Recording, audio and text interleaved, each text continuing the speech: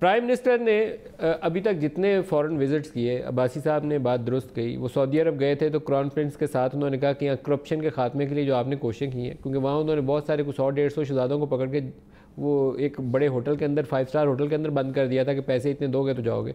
फिर चाइना गए तो चाइना ने कोई 200-300 उनके मिनिस्टर लेवल के लोग जो थे उनको फांसी पे लटका दिया करप्शन के इल्ज़ामात में। तो खान साहब ने वहाँ से भी मदद मांगी।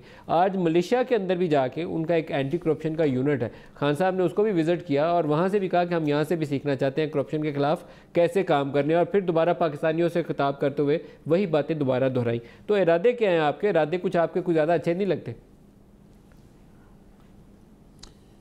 बहुत शुक्रिया नदीम साहब। सबसे पहले तो नदीम साहब आज एक बहुत बड़ा ज़बरदस्त दिन है सारे मुसलमानों के लिए। टेक्निकली बहुत ज़्यादा एहतराम के तौर पे इस दिन के मैं बहुत ज़्यादा तो बात आज पॉलिटिकल पॉइंट ऑफ व्यू नहीं दे सकूँगा, एंड जस्ट बिकॉज कि मैं एहतराम करता हूँ इस बड़े दिन का एज ए मुसलमान। मैं आपको 2-3 चीज़ें बताऊँगा सर। सबसे पहले, काश पाकिस्तान में भी सऊदी अरेबिया वाला काम हो सकता था, काश के पाकिस्तान में भी चाइना वाला काम हो सकता था, काश के मलेशिया वाला काम भी पाकिस्तान में हो सकता था, काश।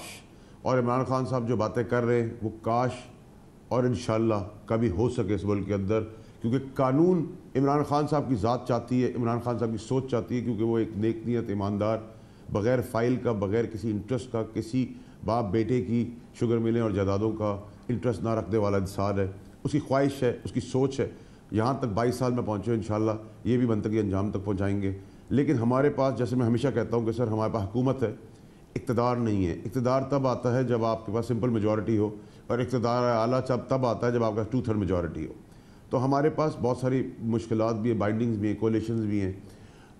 तो यहाँ तो मैं आपको क्लियर करना चाहता हूँ, नंबर 1। दूसरा ये कि इमरान खान साहब ने अपनी ज़िंदगी की बुनियाद सियासी एज प्राइम मिनिस्टर सच्चाई पर रखी है। वो किसी मुल्क को झूठे ख्वाब दिखा के बेईमानों के ज़ुमरे में आने वाले लोगों से उनको वो अलर्ट किए बगैर वो उनसे कारोबार नहीं करना चाहते। तो मैं समझता हूँ कि किसी को आप अगर ये कह रहे हैं कि मैं दूध में 80% पानी मिलाता हूँ, तो उसको अप्रिशिएट करेंगे। एक प्राइम मिनिस्टर सच बोलने के लिए पूरी दुनिया में खड़ा है और उसको ये पता है, उसका ईमान है, उसकी सोच है कि वो इस मुल्क को उस पटरी पर ले आएगा जिधर ये हुक्मरानी इस स्टाइल की, जिसमें 80% बेईमानी हो, चोरी हो, वो उसको ख़त्म कर देगा। हमें उसको लब्बैक भी कहना चाहिए, हमें मदद भी करनी चाहिए और अब्बासी साहब जैसे लोगों को उसका साथ देना चाहिए, नंबर 1। नंबर 2 सर ये कि जो यू टर्न की बात की भाई साहब ने, अगेन बड़ा एहतराम है इनका। क्या यू टर्न, मुझे एक बात बताए कि एक जगह से मैं सुबह निकलूँ और वहाँ मुझे रोड नज़र आए और मैं कहूँ 180 की स्पीड से मैं जाऊँगा और रात को उधर दीवार लग जाए और मुझे यू टर्न का बोर्ड निकला है, तो क्या मैं दीवार पे गाड़ी मार दूंगा कि मैंने ज़बान दी थी? मैं अपनी जान दे दूंगा कि मैंने ज़बान दी थी? मुझे अगर एक यू टर्न का बोर्ड बता रहा है कि वो गाड़ी टकरा जाएगी, आगे दीवार लग गई, बोर्ड लो, तो मैं अकलमंद आदमी होगा तो मैं बोर्ड लूँगा। इसका मतलब ये नहीं है कि जो जिस ज़ुमरे में वो लाना चाह रहे हैं मैं उस ज़ुमरे की खिलाफ वर्जी कर रहा हूँ कि किसी आदमी की ज़बान ना हो।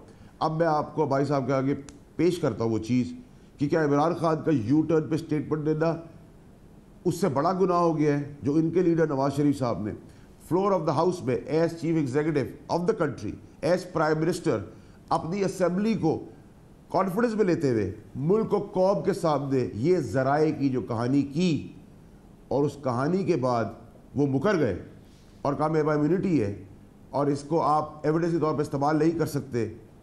क्या एक मुल्क का प्राइम मिनिस्टर, एक मुल्क का चीफ एग्जीक्यूटिव नवाज शरीफ साहब अपनी असेंबली को जो मुंतखब है, जो बहुत ही मुकद्दस है, इन लोगों के तहत कि बेईमानी करे लेकिन मुकद्दस ज़बान इस्तेमाल करे, इज़्ज़तदार इस्तेमाल करे, वो दीवारों वाली बिल्डिंग जिसमें आपने मुल्क को कौम के लिए आज तक कोई काम नहीं किया, उसका एहतराम तब होगा जब आप उस जगह पे जिस वोटों के तहत गए उन लोगों के लिए कोई रिलीफ, कोई आसानी पैदा करेंगे।